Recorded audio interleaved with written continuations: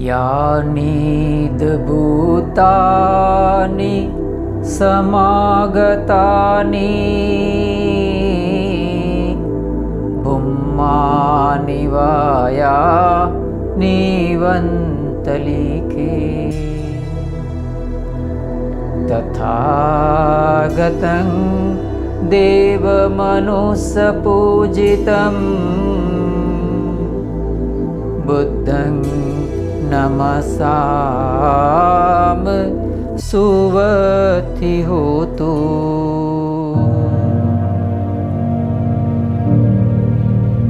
यानिद्भूतानि समागतानि। To accelerate the wheel of Dhamma, subscribe the channel and press the bell icon. महाकारुणिक भगवान तथागत सम्यक संबुद्ध के चरणों में त्रिवार अभिवादन। हमारे सबके आदर्श बोधिसत्व भारत रत्न डॉक्टर बाबा साहब भीमराव अम्बेडकर और इस चैनल व्हील ऑफ धम्म को देख रहे सभी श्रद्धावान उपासक एवं उपासिकाएं, आज एक ऐसे ही विषय के ऊपर हम चर्चा करने जा रहे हैं जिसको लेकर बहुत सारे लोगों के मन में मान्यताएं गैर मान्यताएं होती है। बहुत सारे लोगों के मन में तरह तरह के मतांतर होते हैं और बहुत सारे लोग उनको मानते हैं और बहुत सारे लोग नहीं मानते हैं। इसको कहते हैं, एक शब्द में अगर इस तरह के विषय को कहा जाए तो उसको कहते हैं धार्मिक रहस्यवाद। धार्मिक रहस्यवाद क्या होता है? धार्मिक रहस्यवाद क्यों जन्म लेता है? धार्मिक रहस्यवाद का महत्व क्या है? ये सब बातों को इस विषय के अंतर्गत में समाने जा रहा हूँ और आशा करता हूँ कि मेरे कम्युनिकेशन स्किल को आप दरगुजर करेंगे और इस वीडियो को अंत तक ज़रूर देखेंगे। शुरुआत करते हैं कुछ छोटे से टास्क से। देखिए, मैंने यहाँ आप वीडियो के क्लिप में देखिए थोड़ा सा, उसमें मैंने गूगल के ऊपर सर्च किया था। आप देखिए क्या हो रहा है। देखिए, मैंने सर्च क्या किया और उसका रिप्लाई के रूप में इमेज मुझे गूगल क्या दे रहा है। देखिए, मैंने सर्च किया एयर मानी हवा। हवा दिखाई नहीं देती है, बराबर। तो मुझे गूगल ने उसको किस तरह का मुझे इमेज उसने प्रेजेंट किया। दूसरी तरफ आप देखें, मैंने इलेक्ट्रिसिटी का सर्च किया, फिर मैंने माइंड का सर्च किया।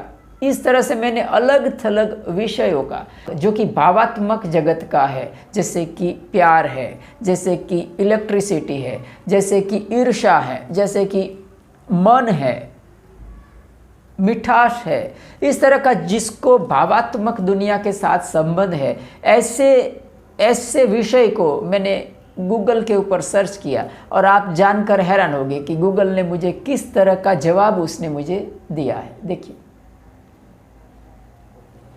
तो आपने देखा कि किस तरह का मैंने गूगल के पास आंसर मांगा और उसने मुझे कैसा जवाब दिया। क्या यहाँ जो उसने मुझे रजू किया है, उसने जो गूगल ने मुझे इमेज दिया है, क्या हकीकत में ऐसा होता है? जैसे कि मैंने एयर टाइप किया, तो एयर टाइप किया, वैसे ही गूगल ने मुझे जो दिया वो एयर है? प्रश्न है, बराबर। जैसे मैंने टाइप किया इलेक्ट्रिसिटी, तो इलेक्ट्रिसिटी टाइप करने के बाद सर्च किया तो मुझे उसका जो इमेज मिला वो क्या मिला? आप देखिए, क्या वो इलेक्ट्रिसिटी है? क्या इलेक्ट्रिसिटी का ऐसा स्वरूप होता है? जब अभी देखिए, मन आज तक किसी ने देखा नहीं है, किसी ने जाना नहीं है, उसके बारे में हम कुछ भी नहीं कह सकते हैं। मन का सिर्फ प्रतीति होता है, वो प्रत्यक्ष नहीं होता है। तो मैंने मन के ऊपर सर्च किया, मन शब्द से, तो गूगल ने मुझे क्या उनका जवाब दिया। देखिए, इमेज क्या बनाया उसने।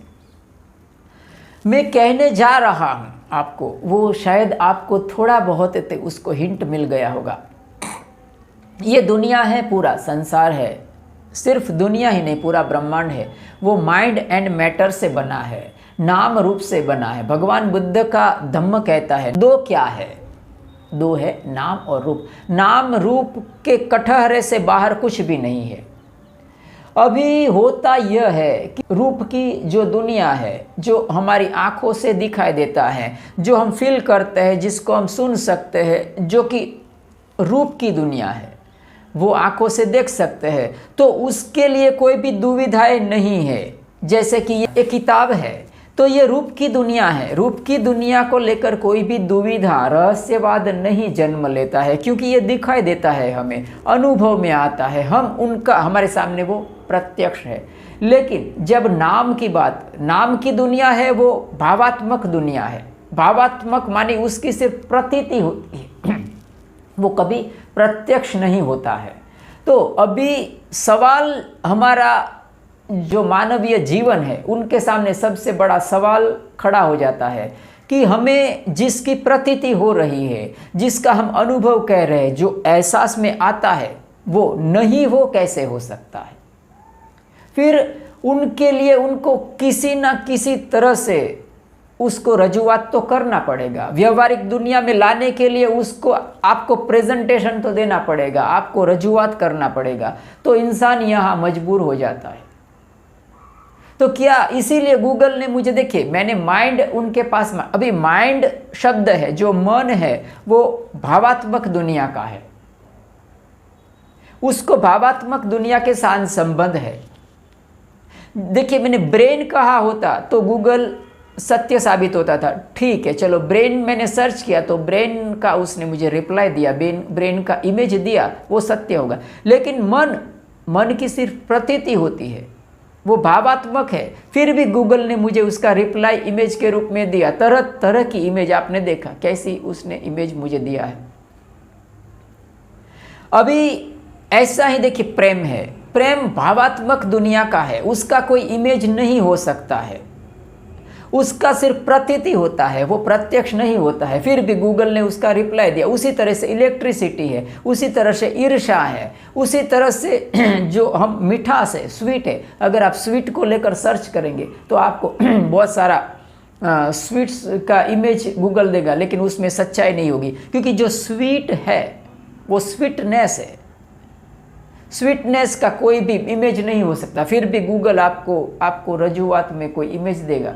तो गूगल का मजबूरी है, उसी तरह से हमारा भी मजबूरी है कि जिसकी भी प्रतीति होती है उसको किसी न किसी व्यवहारिक दुनिया में समझाने के लिए उसका आपको रूप की दुनिया में लाना पड़ेगा। तो इसी तरह से आप अगर ईर्ष्या को रूप की दुनिया में लाएंगे तो क्या होगा, उसका कोई ना कोई इमेज बनाना पड़ेगा।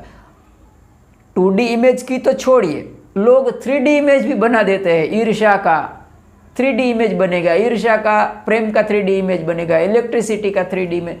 कुछ भी लोग हैं वो भावात्मक दुनिया की जो सच्चाई है, जिसकी प्रतीति होती है, उसको प्रत्यक्ष लाने के लिए उसकी इमेज बना देते हैं, उसको काल्पनिक रूप से उसको कुछ ना कुछ रूप दे देते हैं।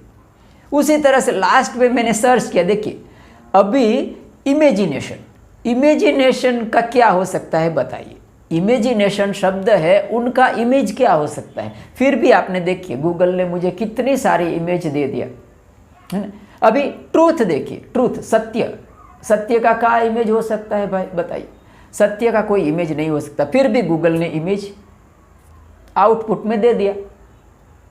हाँ, तो ये बात है, हमारे जीवन में धार्मिक जितने भी दुनिया है उसके साथ यही कानून लागू होता है। धार्मिक दुनिया में जिस चीज़ की प्रतीति होती है, जो प्रत्यक्ष कभी नहीं होता। आप कोई कहेगा कि मुझे भगवान देखना है, भगवान कभी होता नहीं है, भगवत्ता होती है, भगवत्ता का प्रतीति होता है, और वो भगवत्ता को रजू करने के लिए तरह तरह के भगवान की छवि बनाई गई। ये इंसानी मानसिकता की कमजोरी है, और हर एक इंसान वो इमेज को देखकर उसके मन में यही बात आती होगी कि ये मेरे भगवान है, वो मेरे भगवान है, ये मेरे भगवान है। ये हमारा इंसानी दिमाग की कमजोरी है। भगवान नहीं होता, भगवत्ता होती है। उसी तरह से याद रखिए, देवता भावात्मक दुनिया की सच्चाई है, वो भौतिक दुनिया की सच्चाई नहीं है, वो रूप के क्षेत्र में नहीं आता है, वो नाम के क्षेत्र में आते हैं। देवता नहीं होते, देवत्व होता है, देवत्व की प्रतीति होती है। अभी जिसकी प्रतीति होती है उसको लेकर इंसान के मन में बड़ा सा खुजली पैदा होता है कि जिसकी प्रतीति हो रही है लेकिन प्रत्यक्ष नहीं होता है, तो उसको प्रत्यक्ष दिखाने के लिए, देखिए एक नज़रिए से देखा जाए, जिसकी प्रतीति होती है तो इंसान को लगता है कि कार्य तो हो रहा है लेकिन कर्ता कहाँ है, तो उसके मन में एक बहुत बड़ा क्वेश्चन मार्क खड़ा हो जाता है कि कार्य हो रहा है और कर्ता नहीं है, ऐसा कैसे हो सकता है। तो उसने किसी न किसी कर्ता के रूप में उसे रजू करना पड़ता है, इसीलिए देवत्व के पीछे देवता रजू किया गया। अभी इंसान देवता किसको मानेगा? कोई तिर्यंच पशु पक्षी को देवता नहीं मानेगा, वो इंसान के रूप में ही देवता को रजू करेंगे, 2 हाथ है 4 हाथ, किसी भी तरह का देवता को रजू करेंगे, उसमें सच्चाई नहीं होगी। क्योंकि जिसकी प्रतीति होती है वो प्रत्यक्ष तो है नहीं, प्रत्यक्ष नहीं है, इसीलिए उसको प्रत्यक्ष का आपके मन में एक प्रत्यक्ष की भावना पैदा करने के लिए वो प्रतीति जो होती थी उसका प्रत्यक्षीकरण दिखाने के लिए उसने इमेज मुझे आउटपुट में दिया। और यही हमारे स्क्रिप्चर्स के साथ, हमारे तमाम धर्म शास्त्रों के साथ यही हो रहा है।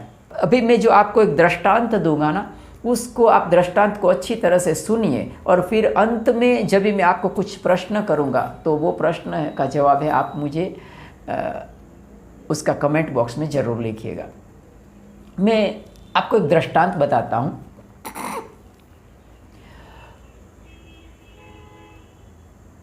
एक बार कोई धर्मगुरु था, बहुत ही जाना माना, बहुत ही उनका इज्जत आबरू बहुत था, बहुत सारे लोग उनको मान रहे थे, उनका बड़ा सा आश्रम था। तो धर्मगुरु के मन में एक बार कुछ ख्याल आता है और वो क्या करता है, बड़ा सा उनके पास एक मटका था, बहुत अच्छा मटका, बहुत ही उनको डिज़ाइन थी, सुंदर मटका था एकदम। तो वो क्या करता है, जो मटका था उसको अच्छी तरह से सजाता है, धजाता है, उसके ऊपर डिज़ाइन बनाता है, उसको अच्छी तरह से बहुत आर्टिफिशियल रंगोली बनाता है और वो उसमें आकर्षण पैदा करता है वो घड़े में। फिर वो जो घड़ा था उसको, उनके पास एक बड़ा सा कमरा था, तो वो क्या करता है, वो घड़े के वो कमरे के बीच में बराबर सेंटर में एक छोटा सा स्टेज बनाता है। स्टेज को अच्छी तरह से सजाता है, फूलों से सजाता है, अच्छी तरह से उनका डेकोरेशन करता है। फिर स्टेज के ऊपर बराबर मध्य में थोड़ा सा ऐसा सांकली वगैरह सा थोड़ा उसको बैरियर्स बनाता है और बराबर मध्य में वो घड़े को स्थापित कर देता है। और उस जो घड़ा था उसमें बाहर से कुछ गंदगी, कुछ कचरा वगैरह डाल देता है उस घड़े में और फिर उस घड़े को शील मारकर बंद कर देता है। अभी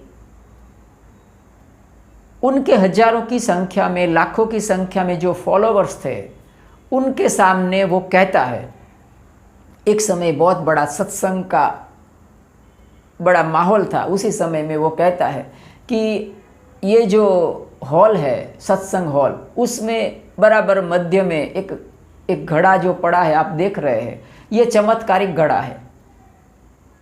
और चमत्कारिक घड़ा इस मायने से है कि आप अगर उसके सानिध्य में, हमेशा इसके सानिध्य में 1 घंटा रहेंगे तो आपका सारा बुराइयाँ है, आपके अंदर जो क्रोध है, काम है, आपके अंदर जो ईर्ष्या है, द्वेष है, ये सब है ना आपकी बुराइयाँ, वो घड़े में एक चमत्कारिक चुंबक है, वो खींच लेगा।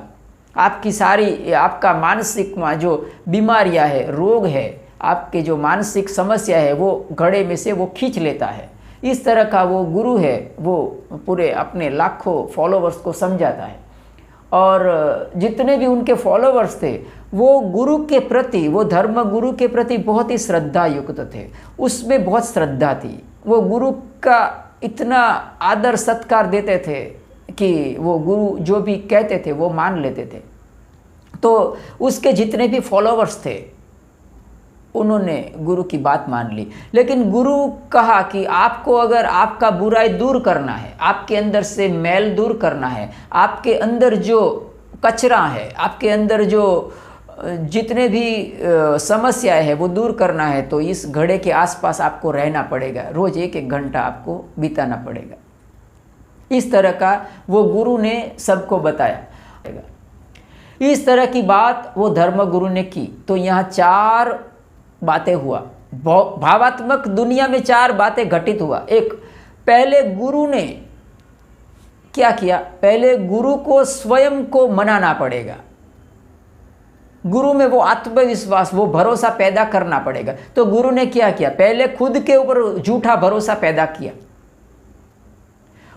गुरु ने पहले स्वयं को सम्मोहित किया कि ये घड़े में चमत्कारिक वस्तु है, वो हमारे मन की सारी समस्या है, सारी गंदगी वो खींच लेता है। ये गुरु ने खुद को खुद से सम्मोहित किया, एक बात।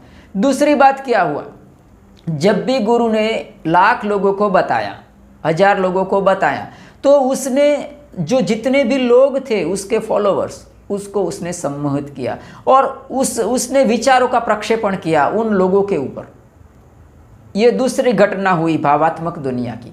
तीसरी घटना ये होती, आप उसको समझने की कोशिश करिएगा। देखिए, ये जो 1,00,000 लोग थे, उन्होंने क्या किया?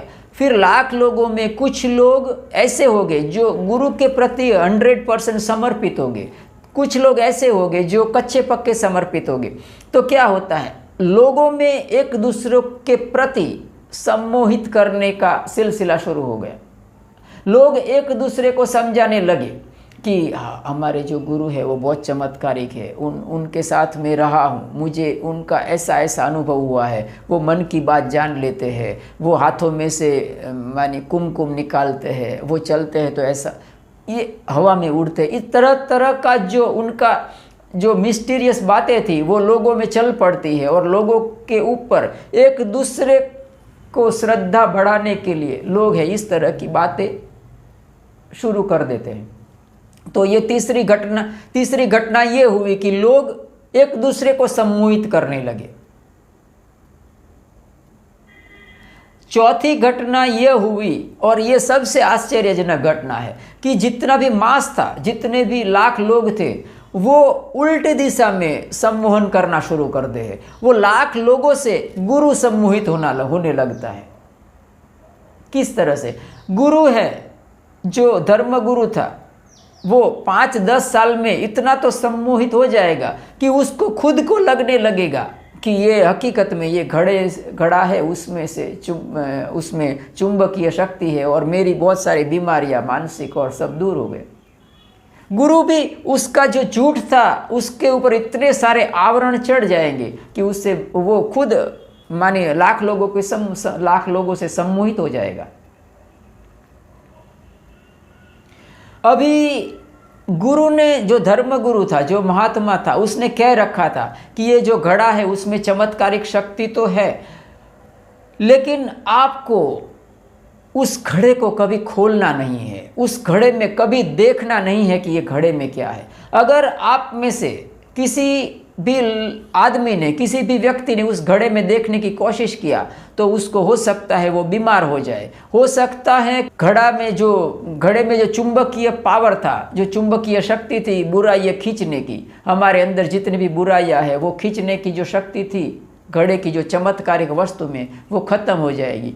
जो आदमी उस घड़े में देखने की कोशिश करेगा फिर उसको उसका लाभ नहीं मिलेगा। इस तरह की बात वो धर्मगुरु ने सबको बताई थी। अभी मैं हमेशा से कहता हूँ कि एक मानवीय स्वभाव के मुताबिक जब भी आपके सामने धार्मिक रहस्यवाद पैदा होता है, क्योंकि धार्मिक रहस्यवाद इसलिए मैं कहता हूँ कि सबसे ज़्यादा धार्मिक रहस्यवाद होता है। धार्मिक रहस्यवाद इंसान को बहुत खुजली आता है उसका, तो उसकी बिन जरूरी तरह तरह का वो उनको लेकर तरह तरह की मान्यताएं जन्म लेती है, गैर मान्यताएं जन्म लेती। तो जो धर्मगुरु ने ये कहा कि उसमें देखना नहीं कभी भी घड़े को खोलकर। अभी एक आदमी था, हकीकत में बहुत सारे लोगों के मन में जिज्ञासा पैदा हुई थी कि आखिर घड़े में है क्या। गुरुजी ने ना क्यों बोला? ऐसा मानी बहुत लोगों के मन में था इस तरह की खुजली, बहुत लोगों के मन में इस तरह की जिज्ञासा पैदा हुई थी कि ये घड़े में है क्या, गुरुजी ने क्यों ना बोला है, आखिर कुछ तो होना चाहिए। तो बहुत सारे लोग उसका नहीं किया, लेकिन एक आदमी था, उसको लगा कि उसको शुरुआत में खुद का दमन किया कि नहीं देखना है, गुरुजी ने ना बोला है। उस तरह का बात चला, फिर आखिर में एक समय में रहा नहीं गया, वो रात को 12-1-2 बजे खड़ा हुआ और उसको मन में इतना तीव्र आकर्षण पैदा हुआ, तीव्र जिज्ञासा पैदा हुई कि वो उस कमरे का दरवाज़ा खोलकर वो देखता है कि घड़े में आखिर क्या है, क्या मिलेगा उसको घड़े में। जैसे ही उसने घड़ा खोला तो उसमें से एक तो बहुत दुर्गंध आई और अंदर देखा तो अंदर कचरा पड़ा था, पूरा गंदगी कचरा अंदर पड़ा था। अभी देख के वो अवाक रह गया कि अरे ये क्या, अंदर कचरा पड़ा है, अंदर गंदगी पड़ी है। उसने नाक बंद कर दिया और मन ही मन में वो हंसने लगा जोर से। फिर घड़ा जैसा था वैसा मुश्किल से बंद किया और वो भाग गया। और फिर उनका परिवार में कहता है कि ये सब क्या है, उसमें कुछ नहीं, घड़े किसी को बताना नहीं। वो सब जितना भी मैटर था उसको वो समझाता है कि ऐसा उसमें घड़े में गंदगी है, कचरा है, उसमें कुछ नहीं। वो इस तरह का उसको पता चल गया कि घड़े में गंदगी है। अभी इस दृष्टांत के अंत में आपके लिए मेरा छोटा सा सवाल है कि जितने भी ये मेरे चैनल को देख रहे होंगे, बहुत सारे लोग शायद हो सकता है कि अच्छे पढ़े लिखे होंगे और बहुत सारे लोगों ने साइकोलॉजी के ऊपर अध्ययन भी किया हो, बहुत सारे लोग बहुत इंटेलिजेंट भी हुए और हो सकता है कि बहुत सारे लोग फिलोसॉफिकल भी हो सकते हैं। तो आपको सोचना है, आपको सोच विचार के मुझे जवाब देना है इस कमेंट बॉक्स में कि क्या जो 1000, 500 या लाख लोग थे वो उस घड़े के आसपास जो बैठने आते थे, क्या उन लोगों को क्या ऐसा फील हुआ होगा? क्या उनके अंदर जो समस्याएं हैं, उनके मन में जो काम क्रोध है, उनके मन में जो ईर्ष्या है, क्या उसमें कुछ बदलाहट आई होगी? उसके ऊपर कुछ उस घड़े का प्रभाव पड़ा होगा? ये प्रश्न है। क्या कोई इंसान में ज़्यादा ईर्ष्या होगी या तो कोई इंसान में ज़्यादा क्रोध होगा, इस तरह का कोई भी दुर्गुण होगा, तो वो घड़े के पास बैठकर क्या उनके मन में से ईर्ष्या, उनके मन में से क्रोध की भावना कम होगी कि नहीं होगी? ये मेरा सवाल है। आप मुझे यस और हाँ या ना में भी जवाब दे सकते हैं, कोई विस्तृत करके भी जवाब दे सकते हैं। दूसरा प्रश्न ये है कि जिस आदमी ने घड़े का मुंह खोलकर उसने देख लिया, वो आदमी ने जब भी वो श्रद्धा युक्त था, घड़े के आसपास बैठता था, तब भी उसके मानस की स्थिति क्या होगी? और जैसे उसने घड़े का मुंह खोलकर देख लिया कि घड़े में तो गंदगी पड़ी है, घड़े में कुछ नहीं है, तो उसके बाद उसके मानस की स्थिति कैसी होगी? ये दूसरा प्रश्न है। मैं आशा करता हूँ कि आप मुझे कमेंट बॉक्स में जितने ज़्यादा लोग जो भी वीडियो देखे वो सब कमेंट करें, ताकि मुझे अगला जो मैं वीडियो बनाने वाला हूँ वो देवताओं के ऊपर है। देवता होते हैं या नहीं होते हैं, और देवताओं का आखिर क्या महत्व है। सिर्फ आपको मैं लॉजिकली नहीं बताऊंगा, आपको पूर्णतः एक प्रयोग के साथ मैं उस वीडियो बनाऊंगा, लेकिन वो निर्भर करेगा आपके कमेंट्स के ऊपर। तो आज इतना ही रखता हूँ। आप सब ने, जितने भी लोग इस चैनल को देख रहे हैं और जितने भी दुनिया में लोग हैं, सबका मंगल, To accelerate जीवन the wheel of Dhamma, subscribe the channel and press the bell icon.